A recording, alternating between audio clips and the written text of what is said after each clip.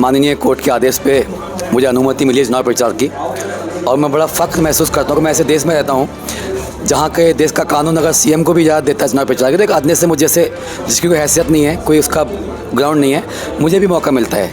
6 दिन का चुनाव प्रचार में कश्मीर पर आया हूँ। एक एक दिन बरसों सा लगता जेल की 4 दीवारी में, नाम तलक तुम भूल गए मेरा, क्या ख़ता थी यारी में, अंधेरों में दिन हैं गुजरे, हाल कहूँ क्या रातों के, तकलीफ़ें हम पर क्या गुजरी, बयां करूँ क्या शब्दों में, खामोशी के इस मंजर में कुछ शब्द चुनिंदा रखते हैं, तुमसे मिलने की खातिर हम खुद को ज़िंदा रखते हैं। देश वार्ता में आपका स्वागत है। मैं हूं अजहान अंसारी। दिल्ली में विधानसभा चुनाव यूँ तो 70 विधानसभा सीटों पर हैं, लेकिन एक सीट की सबसे ज़्यादा चर्चा है, सीट है मुस्तफाबाद, क्योंकि वहां से ताहिर हुसैन AIMIM से जो है वो चुनावी मैदान में है और ताहिर भाई हमारे साथ हैं। इनसे बातचीत करेंगे और जानने की ये कोशिश करेंगे कि आखिर कैसा उन्हें जन समर्थन मिल रहा है और कितनी उम्मीदें जनता से हैं। ताहिर भाई, बहुत ज़्यादा स्वागत है आपका देश वार्ता में। सबसे पहले तो मैं आपको बता दूं कि माननीय कोर्ट के आदेश पे मुझे अनुमति मिली है चुनाव प्रचार की और मैं बड़ा फ़ख्र महसूस करता हूं कि मैं ऐसे देश में रहता हूं जहां के देश का कानून अगर सीएम को भी इजाज़त देता है चुनाव प्रचार की, तो एक आदमी से मुझे जैसे जिसकी कोई हैसियत नहीं है, कोई उसका ग्राउंड नहीं है, मुझे भी मौका मिलता है। 6 दिन का चुनाव प्रचार में कश्मीर पर आया हूँ और ये संविधान जो बाबा साहब ने हमें दिया, उसकी ताकत है कि लोकतंत्र के ज़रिए हम जनता के बीच जा रहे हैं, जनता की अदालत में जा रहे हैं। जहां एक तरफ मेरा परिवार, हम सब पिछले 5 साल से नाइंसाफ़ी की लड़ाई देश की अदालत में लड़ रहे हैं, जहां पे वकील हैं, प्रोसीजर, एक कानूनी लड़ाई, आपको मालूम है किस तरह से। 5 साल में एक मौका हमें जनता की अदालत का भी मिला है। जो 5 साल में विधायक का चुनाव होता है विधानसभा का, और जिस बार मैं जेल गया था उस वक्त यही चुनाव हुए थे, 15 दिन ही हुए थे उस वक्त को। उसके बाद दोबारा आज मौका मुझे आने का मिला है। तो ये जनता के बीच जाने का मतलब ये है कि जनता से मैं अपने इंसाफ के लिए वोट मांग रहा हूँ। उनका वोट मुझे इंसाफ देने का काम करेगा कि तराजू के 2 पल्ले होते हैं। मुझे ये भी देखना है कि सब लोग मुझसे मोहब्बत करने वाले हैं या नफ़रत करने वाले हैं। जब तक मैं चुनाव मैदान में नहीं आऊँगा तो मुझे मालूम भी नहीं पड़ेगा कि कितने लोग मुझसे नफ़रत कर रहे हैं, कितने प्यार कर रहे हैं। लेकिन जब से मैं यहाँ आया हूँ, मैं जहाँ से भी निकल रहा हूँ, हर तरफ से मुझे सब आँखें नम दिख रही हैं। मेरी माँ, मेरी बहनें मुझे गले लगाने को तरस रही हैं। उनकी भावुकता देख के मैं भी भावुक हो जा रहा हूँ। और इतने दिन का अरसा होने के बाद में मुझे एक बात का बेहद अफसोस है कि 5 साल पहले जब चुनाव यहाँ हुआ था और आम आदमी पार्टी का विधायक जिताया था, बड़ी मेहनत हमारे लोगों ने सबने की थी। हमें उम्मीद थी कि दिल्ली का विकास जिस तरह से होता है तो मुस्तफाबाद में भी केजरीवाल जी ने विधायक उनकी पार्टी का चुना गया तो अच्छा काम होगा। हम लोगों ने इसलिए मेहनत भी की थी, वोट भी मांगे थे। लेकिन अफसोस, जब से मैं यहाँ घूम रहा हूँ, सड़कों का बुरा हाल है, गलियों का बुरा हाल है, पानी भरा पड़ा है, गंदगी के ढेर लगे हुए हैं, तारों का जाल बिछे हुए हैं, ना मालूम कब किसको कौन सी घटना को दावत देते हैं। ये तमाम ऐसे मामले हैं जो यहाँ पे मतलब बिल्कुल नज़रअंदाज कर दिया। ताहिर हुसैन जेल तो चला गया, लेकिन कम से कम इलाके के लोग तो यहीं थे। जिस केजरीवाल की पार्टी को 10 साल से ताहिर हुसैन ने इस इलाके में मजबूत किया, खड़ा किया। सबसे पहले 2017 में जीत की बधाई लोगों ने दी, अरविंद केजरीवाल जी की झोली में एक सीट यहाँ से डाल के दी। उसके बाद 2020 में दूसरी जीत मिली, लेकिन काम कुछ नहीं हुआ यहाँ। तो जनता के लिए दोनों चीज़ें हैं, जनता को काम भी करवाना है, जनता को ताहिर हुसैन को इंसाफ देने के लिए वोट भी देना है। क्योंकि मैंने 5 साल से पूरे इलाके में किसी से कुछ नहीं मांगा, कोई हेल्प नहीं मांगी। उसका कारण ये भी था, अल्लाह का शुक्र था, मैं अपने जो भी अल्लाह ने मुझे दिया था उसमें से तमाम चीज़ें ज़रूरत के हिसाब से मेरे बच्चे खर्च करते गए, निकालते गए। लेकिन वोट तो एक ऐसी चीज़ है कि वोट से हमें न्याय भी मिलेगा, मेरे ज़ख्म पे मरहम भी लगेगा, और जो हमने सपना देखा था मुस्तफा विधानसभा को सुधारने का, संवारने का, विकास करने के, उसको भी हम पूरा करेंगे। अच्छा, जिस तरीके से असदुद्दीन ओवैसी वो सीधे तौर पर आपके समर्थन में आ रहे हैं और जनसभाएं कर रहे हैं, घर घर जाकर वोट भी मांग रहे हैं, तो क्या लगता है कि सीट में वाकई आप सीट जीत रहे हैं? कैसा जन समर्थन आपको मिल रहा है? देखिए, मेरा मानना है कि गैब की बात सिर्फ अल्लाह जानता है। किसके मुकद्दर में क्या लिखा है ये कोई नहीं जानता। अगर मुझे मालूम होता तो शायद जेल जाने से पहले मैं अपना इंतजाम कर लेता, अगर मालूम होता तो।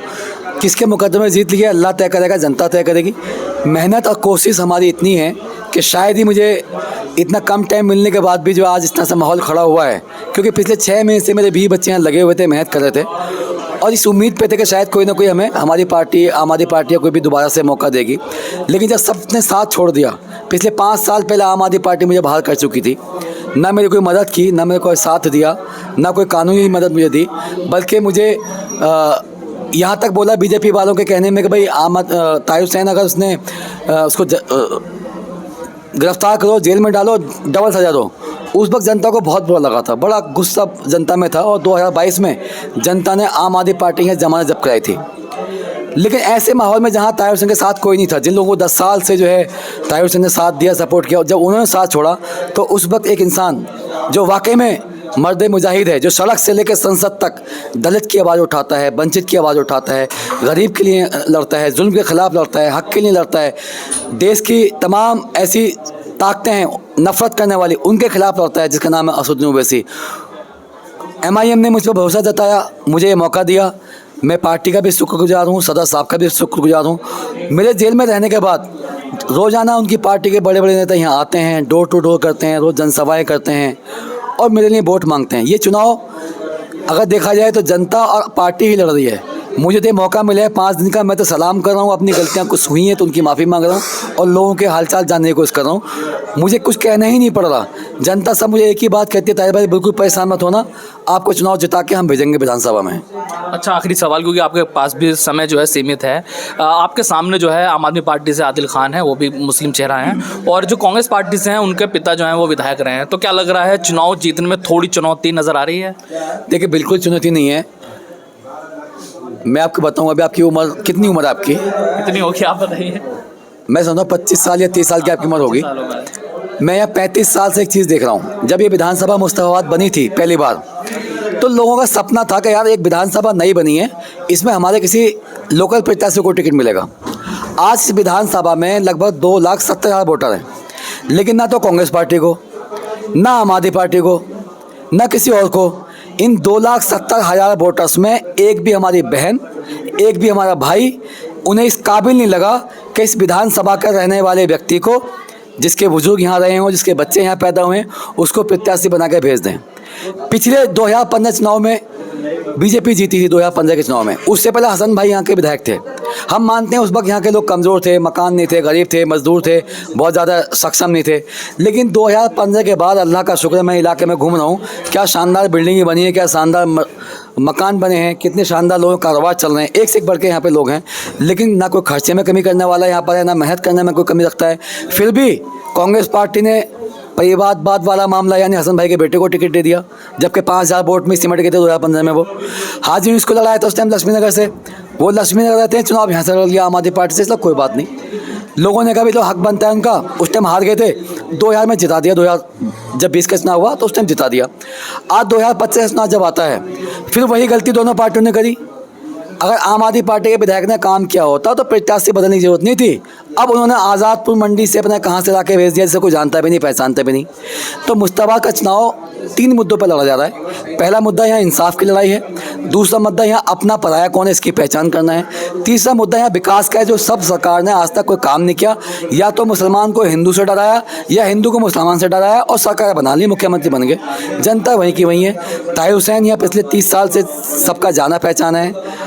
और ये जो आज आप मेरे साथ हालात देख रहे हैं, मैं कस्टडी में हूँ, पैरोल पे हूँ, मैं मुकदमे के बारे में कोई बात नहीं करूँगा, लेकिन ये इस बात का नतीजा है कि मैं जनता से मोहब्बत करता था, प्यार करता था, जनता के लिए, जनता के हित के लिए, जनता के साथ कहीं ना कहीं मुझे लपेटा गया है। बीजेपी ने मुझे शिकार बनाया गया है कि मैं एक मुसलमान था, नाम ताहिर हुसैन था, आम आदमी पार्टी का पार्षद था, लेकिन उस पार्टी ने तो मुझे लात मार के बाहर निकाल दिया।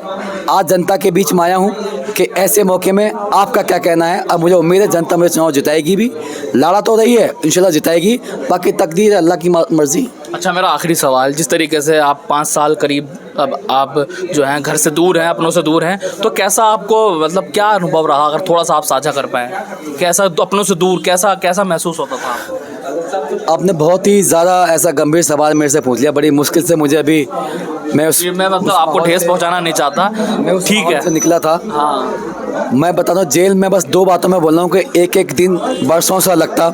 जेल की 4 दीवारी में नाम तलक तुम भूल गए मेरा, क्या खता थी यारी में, अंधेरों में दिन हैं गुजरे, हाल कहूँ क्या रातों के, तकलीफ़ें हम पर क्या गुजरी, बयां करूँ क्या शब्दों में, खामोशी के इस मंजर में कुछ शब्द चुनिंदा रखते हैं, तुमसे मिलने की खातिर हम खुद को जिंदा रखते हैं। शुक्रिया बहुत बहुत। हमारे साथ बातचीत कर रहे थे ताहिर हुसैन, जो कह रहे हैं कि मैं अपनों के बीच हूँ और अब देखना होगा क्या कुछ अपने उनको किस तरीके से प्यार और मोहब्बत से नवाजते हैं। फिलहाल देश वार्ता में मुझे दी इजाज़त। जय हिंद, जय भारत।